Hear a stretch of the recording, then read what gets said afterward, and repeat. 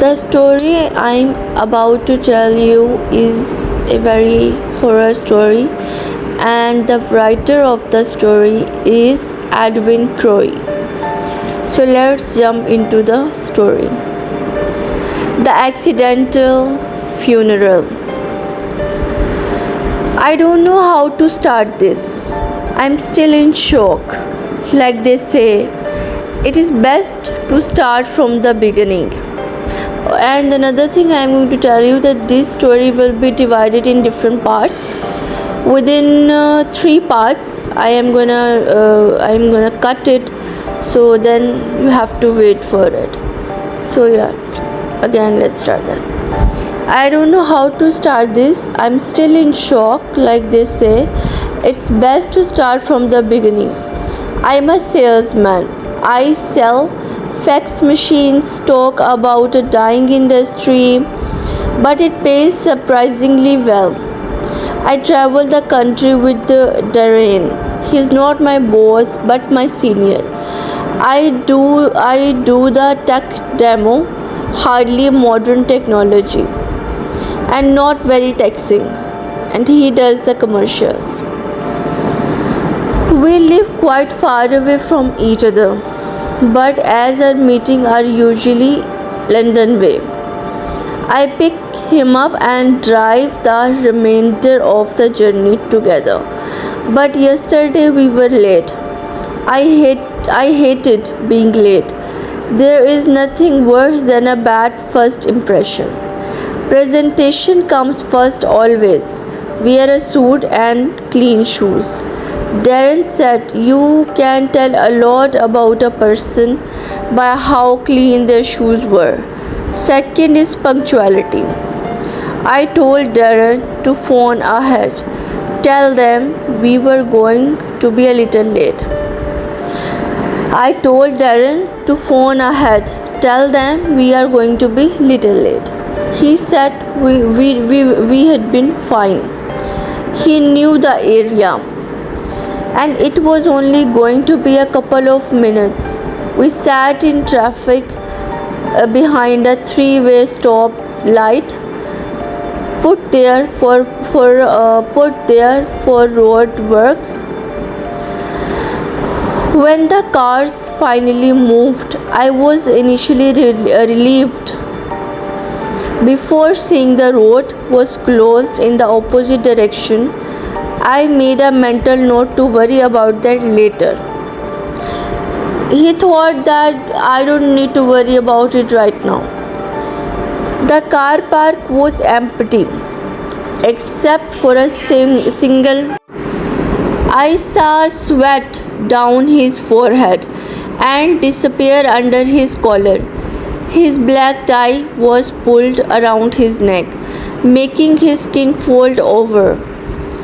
I wanted to tell him it was probably bad for his circulation, but he never listened to me. Come on in, an old man said as he poked his head around the doorframe. I lushed the fax machine in and placed it next to the chairs on the opposite side of the table. Darren introduced us. Steve here has a great demo lined up for you. Now, not only is the new model quicker than the last, it uses 15% less toner. I don't want to know about that, the old man said. I'm Ted and this is my wife Elsa. We want to know about you. We are thinking about changing suppliers. And the guys we saw yesterday were pretty convincing. Okay, I said, suddenly feeling off balance. I had my routine, my pattern, I had it honed.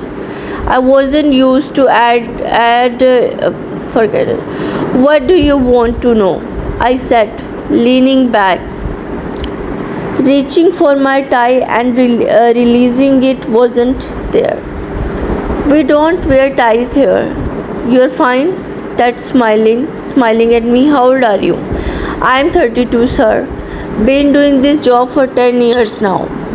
Darren and I have been working together for, is it 5 years? Darren nodded, and I noticed his face was no longer sweating. If nothing was, mine was, do you like each other? Yeah, he's been a great friend to me. He's going to be my best man. In a couple of months, I have told him not to arrange anything for me. Ted looked over at Darren. I had a heart attack recently. Steve was the one who gave me CPR, saved my life. How wonderful. I mean, it's so nice you can be there for each other. Are you a religious man? Steve Elsa asked. There were one couple. There was a couple who were there and asking these different questions. Oh well, I don't practice, but I believe there's a God. Probably, yeah, I believe in God. That's good. We are very spiritual here. Elsa grabbed Ted's hand and squeezed. The conversation went on for another 10 minutes, where they continued to ask questions about my past and my family. Then one thing Elsa said took me off guard. Have you ever killed a man? No, no, God, no. How do you know? I think I had remembered that, I said, reaching for my tie again. That damn thing had put me right off my game. Maybe not directly, but have you thought about an interaction you may have had, like letting a car out of a junction, only for that car to be involved in a crash later on? It almost certain that you have caused the death of someone just by interacting with them. I didn't know what to say. I looked towards Darren for an answer. He shrugged his shoulder, his eyes wide, and shook his head. Never thought about it, to be honest, ma'am. Elsa whispered into Ted's ear for a moment. Her husband means. We will use you. Sorry to be abrupt, but we have somewhere to be, Ted said, holding out his hand to shake mine. When we shook, I didn't say anything. I felt his tight grip, and the sweat from my hand transferred to his.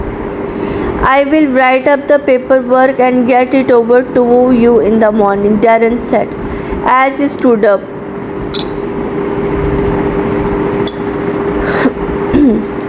Darren held the door open and placed it in the boot along with my laptop. What the fuck was that? I said to Darren as I reversed out of the parking space.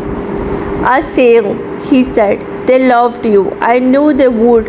I'm very glad we do this together. But I didn't show them anything. You don't have to. You sold yourself. That's half the job. Come on, you must have realized that before. From within, Ted and Elsa stared out of the window, their gazes vacant but fixed on me. As we got to the junction, I saw the sign saying road closed. Damn it, I forgot about that. Give me a minute, I said, reaching for the GPS. It's okay, Darren said. I know a way back, turn left. Darren's sense of direction was terrible, but it was intrigued. We followed the road going in the opposite direction to where we come from. Turn here, he said, pointing. That's a graveyard, I said, reading the sign. They said cemetery, no through road. It says we can't. Trust me, he said, so I did. I slowed to a crawl, not wanting to disturb the dead and slept under the graves that lined both sides of the road.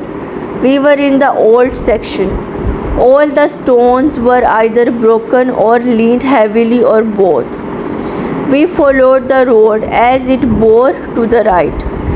Every now and then I saw a fresh bunch of flowers lie silently on the old graves.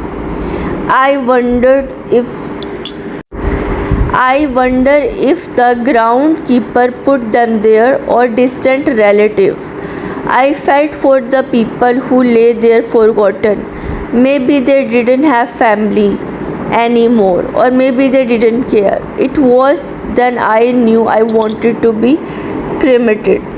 As we drove further into the cemetery, I noticed a road that led out to the far side. Though a metal gate stood in the way. How about we open that? I said. No, carry on, Darren replied, and I watched as the gate disappeared into the distance. I think they have a funeral on. I looked behind and started to reverse. What are you doing? I'm going to go through that gate. I slammed on the brakes as a car came into view behind me. Fucking hell. We are going to have to go forward. It will be fine, calm down. The cars in front had moved to the side now, parking up on the grass verges. Carefully, I pulled out, making sure not to drive on the grass to the right and over countless graves. A man in a suit walked in front of us and waved me. Great, I said. He thinks we are here for the funeral. I ignored him and gestured that I needed to pass. Calmly, he walked over the car and I opened the window. Good morning, sir. Please park up on the space on the left. You are mistaken. We need to. Darren grabbed my arm. Just park up. When they are all gone, we can leave. Don't make a scene. People here will be grieving. I sighed and parked along the bush. What now? I asked. Come on, you are a salesman. You can pretend. You serious? He produced a mischievous grin. Damn serious. Next part I will be uploading tomorrow. So as of now, it's a story. So yeah, subscribe my channel.